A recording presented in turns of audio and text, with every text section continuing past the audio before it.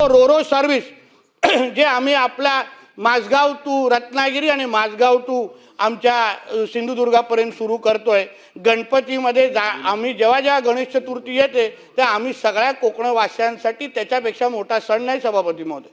पण तिथे जायचं तर नेहमी खड्ड्यांचा विघ्न असतो, रेल्वे तिकीटचा विघ्न असतो, म्हणून आम्ही दुसरा एक थोडा रामबाण उपाय काढलेला आहे ज्याच्यामुळे वेळही वाचेल, आपण लवकरात लवकर आपल्या गावी जाऊ शकू आणि त्याच्यापेक्षाही महत्त्वाचं म्हणजे गाडीने जाऊ शकू। म्हणजे रोरो सर्व्हिसच्या निमित्ताने आपण जे M2M नावाची रोरो सर्व्हिस काही दिवसामध्ये येतोय त्याच्यामुळे आमचे उदय सामंत साहेबांना अगर आमच्या मुंबईमध्ये कॅबिनेटमध्ये यायचं असेल तर 3 तासात रत्नागिरीवरून आपले गाडी सकट